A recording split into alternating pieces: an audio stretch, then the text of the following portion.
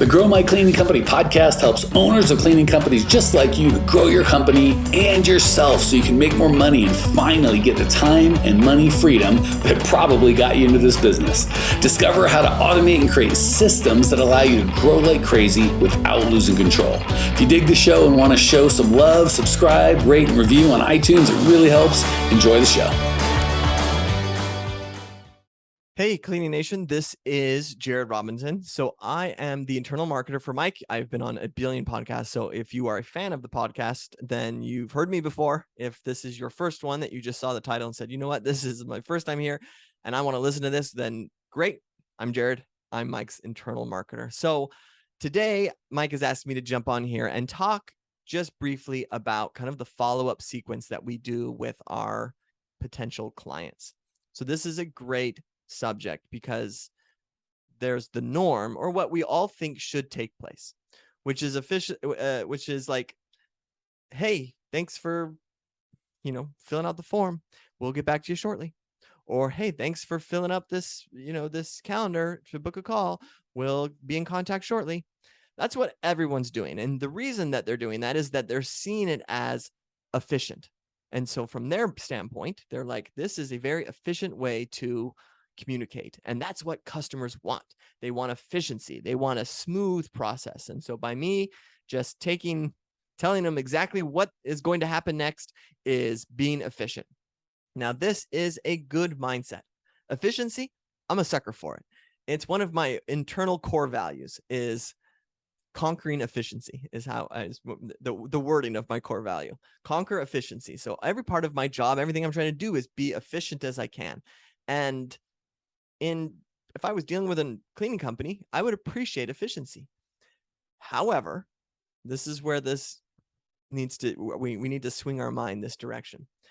As great as efficiency is, it can get lost with a busy mindset of, what cleaning company was that again? What was their name? Who were they? What number bid was that? I have no memory of them. I don't know. You get clumped in. And if you are just clumped in with everyone else, we're missing one major aspect to the game, which is the element of being unique or standing out, having something about us that's different. Now, picture this. You can't see me, well, unless you're watching this on YouTube. Well, I'm looking at it right now. I usually have red hair. Currently I'm in Mexico. I'm in the sun, and so it's not as red as it normally is, but I got red hair and I got long hair. And people identify me as that, especially in Mexico, as like, hey, yeah, that's the gringo with red hair, right? That's who that guy is. And so instantly someone can say, who's Jered? And they say, he's the big white guy with red hair. And everyone goes, oh yeah, I know exactly what you're talking about.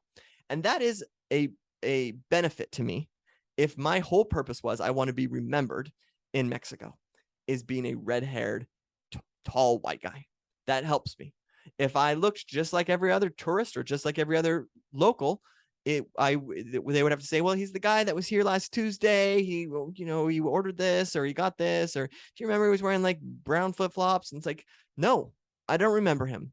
And so you kind of have to say to yourself, well, what about me is different, and where can I show that?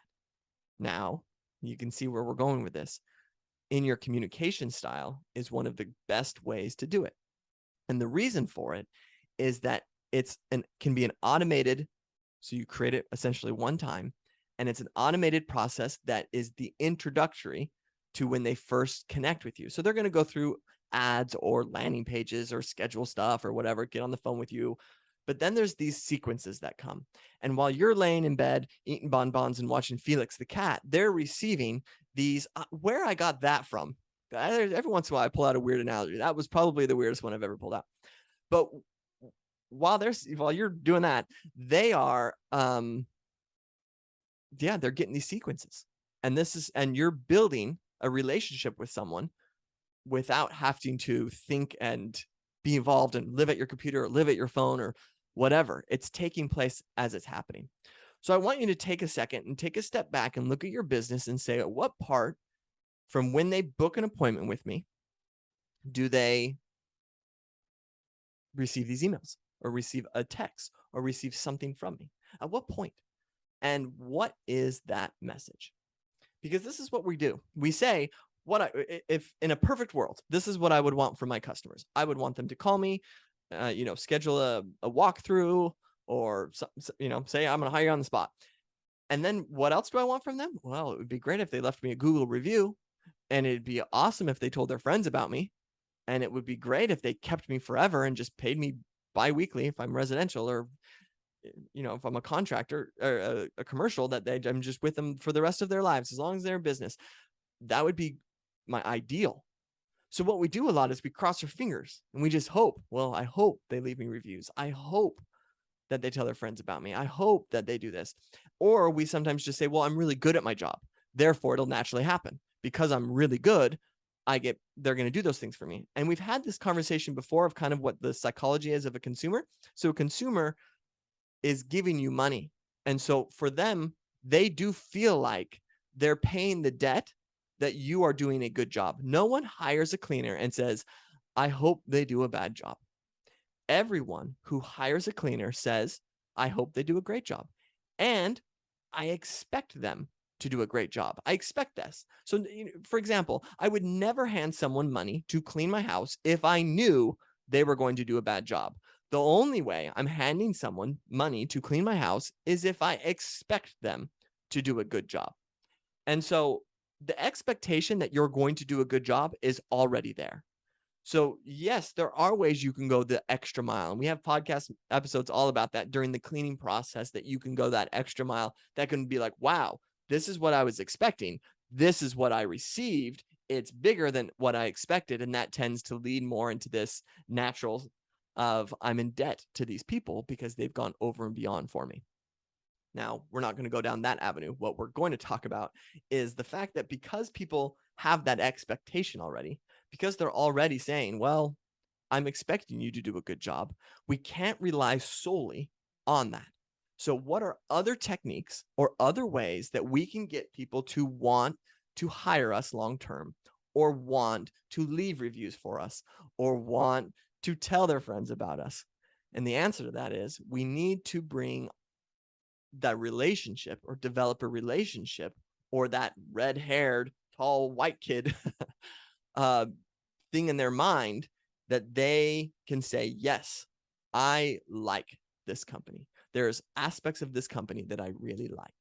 And so it's not necessarily that they're holding your cleaning to standard, though you should be at standard. What I'm saying is, it's not there, well, I don't know if this cleaning company is as good as the other company, but they say, I really like them. They're great and they do a great job. That's what merits a review. I really like them and they did a great job. Just think about your restaurant's experiences as well. If you go to a restaurant and you eat a burrito and you leave that restaurant, nothing in your mind is saying, I'm going to tell my friends about this. And only if the burrito was the best burrito you ever had, or you had a great experience and a great burrito. That's what wins. And so I've got 4 kids. When I go to a restaurant and people tend to my kids, they take care of them, they talk to them, they care that they are there and interact with them, all that kind of stuff. It, for me, makes me feel good. Makes it see that my kids these people are enjoying my kids. They're interacting with them. And then the food's good. They're getting a good review from me.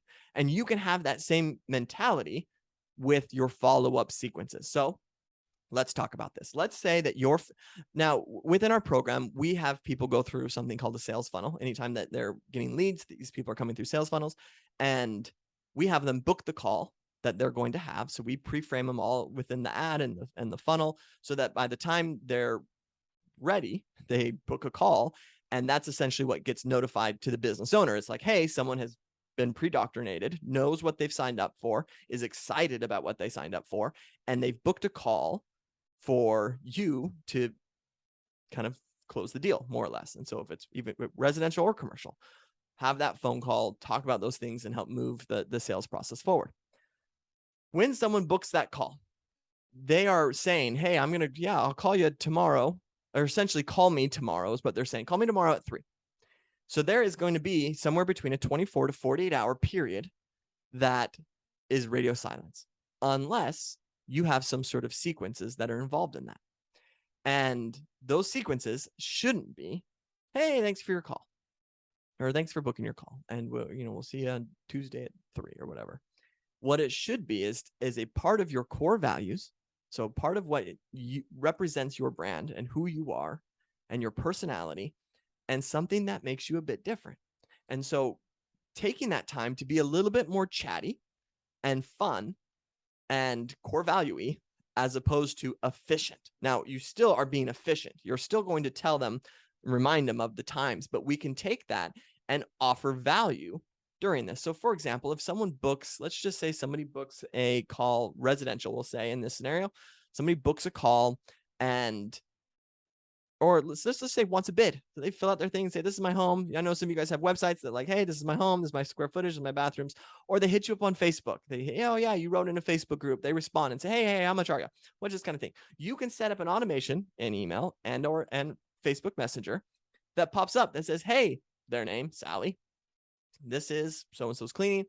Super excited that you've reached out. I currently have all my cleaning fairies are all out doing their stuff. And this is some of our befores and afters of what we do. If you're interested in pricing, go ahead and jump to this landing page, and you'll have you go through this cool form. You'll get to this calendar, you'll fill out this calendar, and we'll get on a phone call. Looking forward to meeting you. Bye. Now, do you see the difference between that and this is how much I pay square footage? This is how much I pay square footage. Now, the workload didn't change because if somebody hits you, let's just say you get 10 messages on Facebook, you got to write out what your square footage is for each of those people. Or you have an automated message that has before and after pictures, talks about your process a little bit, shares what makes you great and how you're going to solve their problems. And then invites them to go to a landing page that's going to indoctrinate them all in that direction. And then they fill out and book a call. Now, how much better is that lead going to be when they book that call as opposed to someone who's just tire kicking from the beginning? And that's a small example of how you can take this automation and, now let's hold it against the 10 the 10 that you're responding to versus if it's automated, you responded to 0, but maybe only one of them books a call. Well, that one saved you so much time. So it was a really efficient process. And they're so much further down the sales funnel because you've been able to have that interaction with them. So from a commercial standpoint, yeah, if somebody books, hey, I want to bid, and they book this thing and you get a calendar and they say, all right, yeah, call me tomorrow, whatever, you can start the sales process right from the automation.